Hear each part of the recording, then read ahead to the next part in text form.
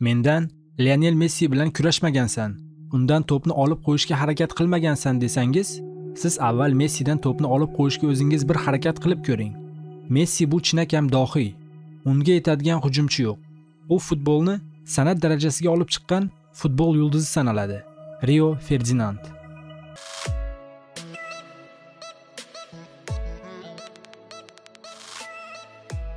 Assalomu alaykum aziz futbol shaydolari. Ko'pchilik muxlislarimizning talabiga binoan sizlarga bugun kambag'al oiladan chiqqan, tug'ma kasallikka ega bolakay haqida, ya'ni Lionel Messi haqida video tayyorladik. Sizlarga yoqimli tomosha tilagan holda ushbu roligimizni boshladik.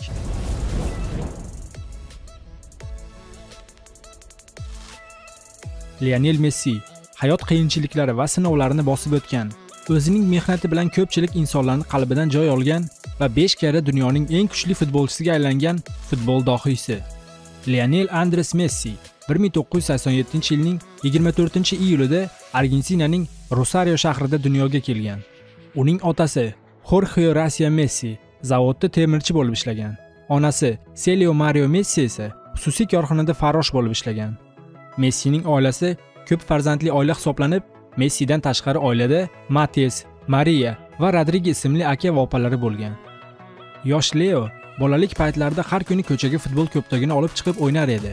Akalari esa mahalliy futbol klublarida to'p surishgan. Mashg'ulotlardan bo'sh vaqtlari akalari Messi bilan buvisining hovlisida birga futbol o'ynashar edi.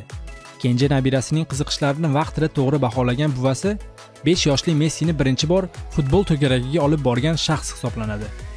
Messining ichidagi yashirin qobiliyatini sezgan buvisi yosh Messiga shunday deydi: "Qalbingda qanday qiziqishlaring bo'lsa, biz bilan baham ko'r. Biz seni doimo qo'llab-quvvatlaymiz. Sen nasib qilsa, dunyo tan olgan futbol yulduziga aylanasan. Men seni vafot etganimda ham osmondan turib duo qilib turaman", deydi Messining buvisi Rosa Maria xonim. Oradan yillar o'tib, haqiqatan ham Messi dunyoga mashhur futbol yulduziga aylanadi va har doim raqib darvozasiga gol urganda qo'llarini osmonga qaratib, buvisini eslab qo'yadi. U har soniya buvisining gaplarini eslaydi va unga tashakkurlar aytadi. Maktabda Messi juda og'ir bosiq va aqlli o'quvchi bo'lgan. Yosh Messi aniq fanlarni yoqtirmagan. Uning miyasini har xil formula va hisob-kitoblar o'rniga futbol egallagan. U yomon o'qigan ekanda deb xulosa qilishga shoshilmang. Aniq fanlardan tashqari qolgan barcha fanlarni Messi juda sevib o'zlashtirgan. 8 yoshidan Leo mahalliy professional New Old Boys futbol klubida to'p surgan. O'sha davrlar u o'zining birinchi g'alabasi Peru do'stlik kubogini qo'lga kiritgan. Messi klubda eng bo'yi past va eng ozg'in o'yinchi bo'lgan. U do'stlariga qaraganda juda sekin o'sgan. 1997-yili Leo 10 yoshida uning ota-onasi Leoning salomatligidan, aynan tana rivojlanishidan xavotir ola boshlaydi. Ota-onasi o'sha yillari yosh Leoni doktor oldiga tekshirish uchun olib borishgan. Doktor Leoda bosh miya gormonlarining buzilishi, tushuntiribroq aytsam, unda o'sish gormonining yoshiga nisbatan kam ishlab chiqarilayotganini aytgan. Ushbu yangilik Leoning kelajakdagi karyerasiga to'sqinlik qiladigan katta xavf edi. Oilasi kasallikni davolash uchun har oy $900 turadigan inyeksiyani sotib olishar edi. Otasi zavodda 2 baravar ko'p ishlashni boshlagan va shunda ham oila budjeti uning dorilariga yetmas edi. Ustiga ustak, o'sha yillar Argentina davlatida krizis boshlangan. Davlat ekonomikasi krizis sababli ish o'rinlarini qisqartirishni boshlagan va bu qisqartirishga Lionel Messining otasi ham uchragan. Shu kundan Messining oilasiga yangi muammo, davolanish uchun pul topish vazifasi tushgan. Oilasi farzandini davolash uchun hamma qarindoshlaridan yordam so'ragan, lekin bu yig'ilgan pullar Messining davolanishiga yetmas edi. Yaratgan suygan bandasiga imkoniyat beradi degani shu bo'lsa kerak, Kataloniyaning Barselona klubi Messiga katta qiziqish bildirgan. Yosh Messining o'ynashini ko'rgan Barselona murabbiylari o'sha kuni uning oilasini Kataloniyaga ko'chib kelishini va uni barcha dori-darmonlariga pul ajratgan. U Barselonaning asosiy tarkibida 16 yoshidan o'ynashni boshlagan va 2003-yilda Barselona Porto futbol klubiga qarshi o'tkazgan uchrashuvda barcha ommaviy axborot vositalari yosh yulduzga qiziqish bildirgan. Messi ushbu o'yinda juda ham chiroyli va kuchli o'yin ko'rsatgan. Messi bu Maradonaning oyoqlari, Kloifning tezligi va Ronaldinyoning pas oshirishlari uyg'unlashgan yangi qahramon. Yosh Leoni o'ynash usulini ko'rgan Maradona Messini u mening vorisim deb atagan. Messi bu mening o'rnimni egallaydigan futbol dohiysi. Uni qobiliyatiga tan bermasdan ilojim yo'q. Men anchadan buyon bunday futbolchini uchratmagan edim. Agar u o'z ustida yana ishlasa, unga yetadigan futbolchi bo'lmaydi deydi afsonaviy futbol yulduzi Maradona.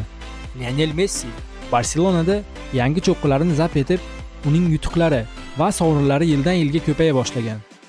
2016-yilning yanvar oyida Messi 5-bor dunyoning eng kuchli futbolchi nomini qo'lga kiritgan.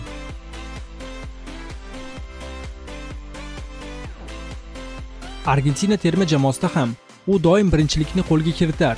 Umumlashtirib aytadigan bo'lsam, u mashhurlik davrida barcha sovrin va medallarni qo'lga kiritgan shaxs hisoblanadi.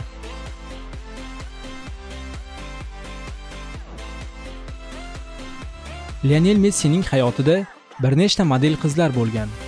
Ulardan biri Messi bilan boylik uchun ishqiy munosabatda bo'lgan bo'lsa, qolganlari bilan kelajak hayotini tasavvur qila olmagan. Kunlar va yillar o'tib 2009-yilda Messi ommaga o'zining yoqtirgan qizini tanishtirgan.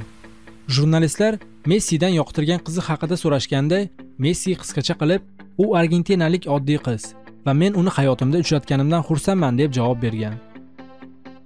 Keyinchalik ayon bo'lishicha, u go'zalning ismi Antonella Rakuza ekanligi va u qiz Messining tug'ilib o'sgan Rosario shahridan ekanligi ayon bo'lgan. 2017-yilning noyabr oyida ikki juftlikdan o'g'il farzand dunyoga keladi va uning ismini Thiago deb qo'yishadi. Messi o'z o'g'lining sharafiga oyog'iga o'g'lining ismini tatu qilib chizdirgan.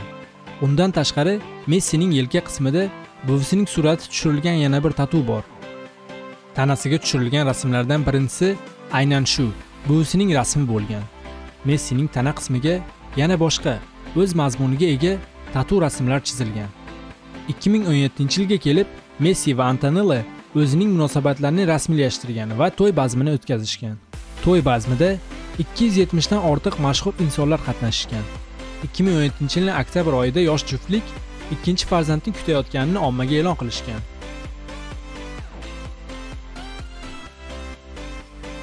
Lionel Messi shuncha ko'p daromad topgan pullarini nimaga sarflar ekan deb o'ylayotgan bo'lsangiz, u daromadning bir qismini xayriya fondlariga o'tkazib turadi. U o'tkazgan pullar tug'ma kasalligi bor bolalarni davolashga ketadi. U nafaqat o'z yurtining kasal bolalariga, balki boshqa yurtda kasallikdan, aynan o'zi aziyat chekkan kasallik bilan og'ruvchi bolalarga xayriya pullari o'tkazib turadi.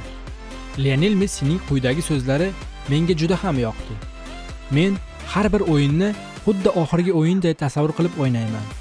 Faqat shundagina men o'ylagan va ko'zlagan maqsadimga erishaman deydi afsonaviy futbol yulduzi Leo Messi. Ha do'stlar, ushbu gaplar ostida juda katta sir yashiringan. Ushbu qoidani nafaqat futbolda, balki hayotning turli holatlarida ham qo'llash mumkin. Agar sizlarga ushbu rolik yoqqan bo'lsa, like bosishni va kommentariyada sizlar Messining qaysi jihatlarini yoqtirishingizni yozib qoldiring.